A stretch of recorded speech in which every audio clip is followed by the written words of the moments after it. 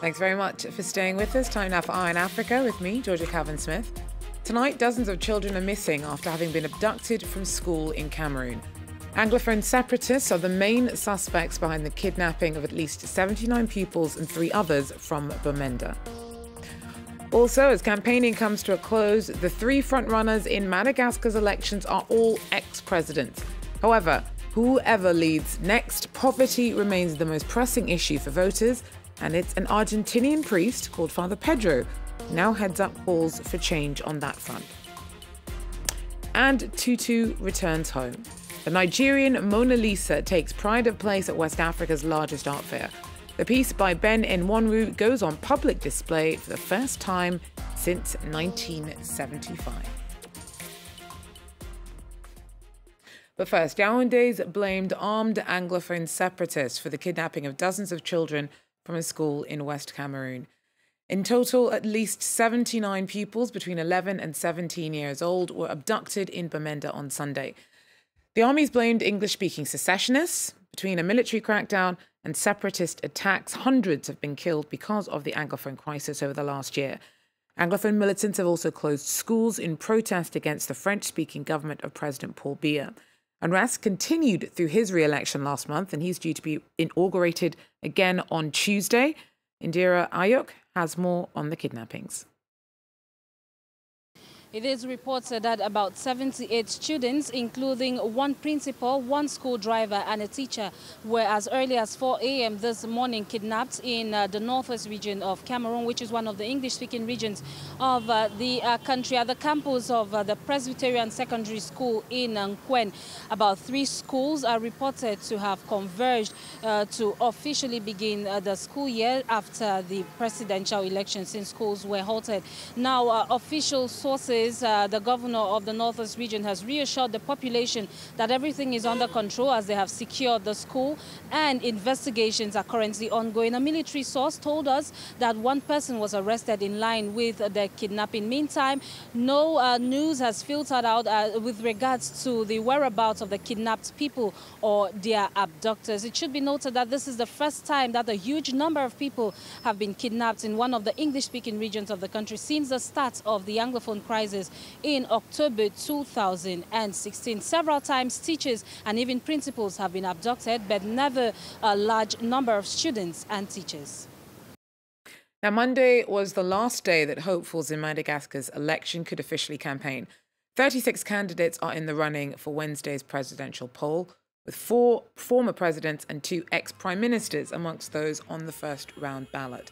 The frontrunners are the latest leader, Eri Rajoelinarimampianyan, and 2 of his predecessors, Marc Ravalomanan and Andry Rajoelina. Probably the most important electoral issue, though, is poverty. The country is one of the poorest in the world.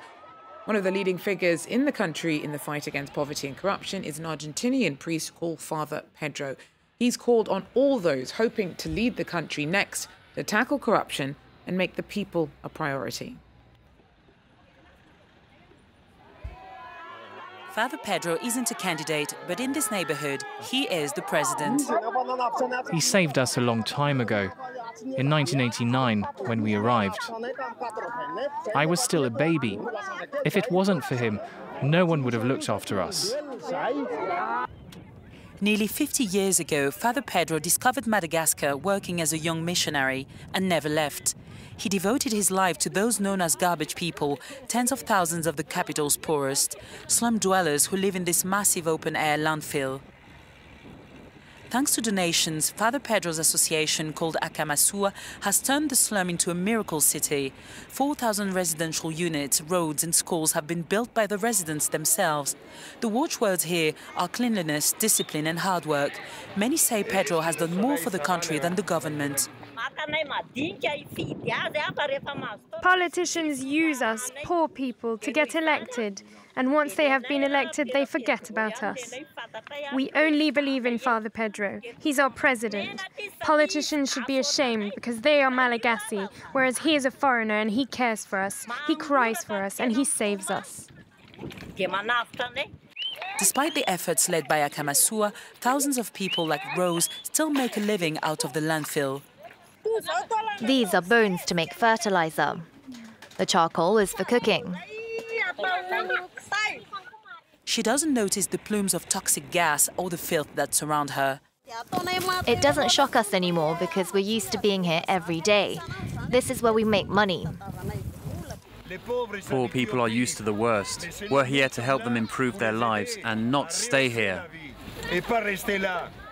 Father Pedro's humanist message reaches beyond Madagascar. What makes us human? How can people from rich countries say they are progressive, that they have a civilization? What civilization, when we can't even share with people who have so little? In 2013, Father Pedro was nominated for the Nobel Peace Prize. Now, the oldest woman in Zimbabwe to gain a university degree is now passing on a different kind of education to children from Harare.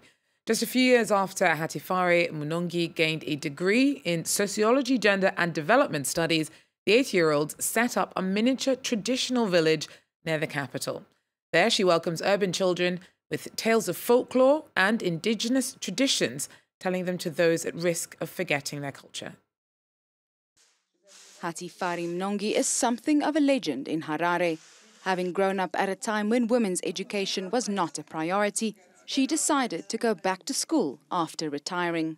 And 2 years ago, she graduated with a degree in sociology, gender and development, aged 78, becoming the oldest Zimbabwean woman to earn a degree.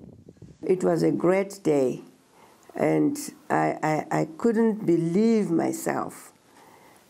One, that I had got a degree, which I had always wanted to have. You know, my husband was a graduate, and I always wanted to be a graduate as well. So it was like a great achievement. Gogo, or grandmother Munongi, used to be a school teacher, and today she writes poetry and stories. Since graduating, she has also built a replica traditional homestead in suburban Harare to help preserve the country's rich cultural heritage. There's so many aspects of traditional life that are taught at this village, which can benefit visitors in their upbringing and daily lives. Completed in 2017, the site features a round hut, cattle pen and rabbit run, all of which delight visiting school groups. I would like to urge all young children to visit the village because there's a lot to learn. They will have an opportunity to eat roasted maize, they will play traditional games like nodo, they will listen to folk stories told by a grandmother.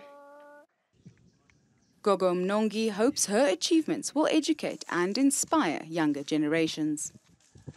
Women should try to dream big.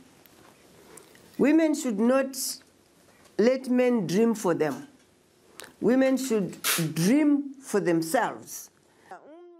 Hundreds of children have already visited Gogo Munongi's project, and she hopes it will become a cornerstone of every Harare pupil's education.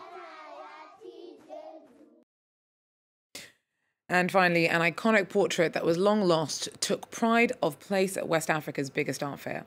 Known as Tutu, the piece by Ben Nwanwu was on public display for the first time since 1975.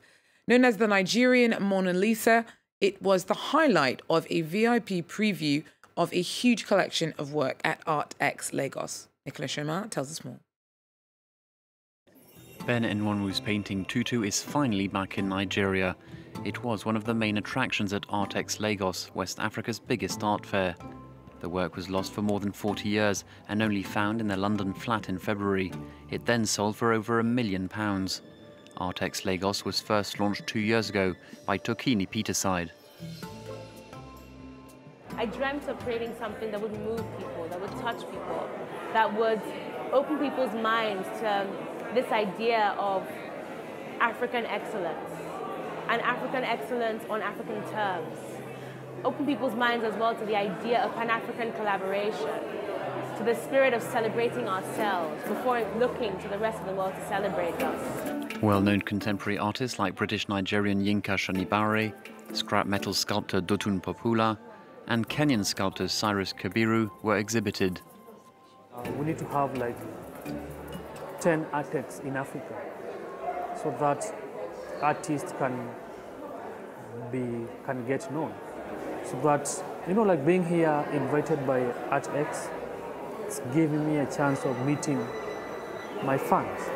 Since the first ArtX Lagos in 2016, the event has welcomed around 15,000 visitors, and it confirms the rise in popularity of African contemporary art on the continent and beyond. Well, that's it for Eye on Africa for now. Thanks for joining us. Do so again. Take care.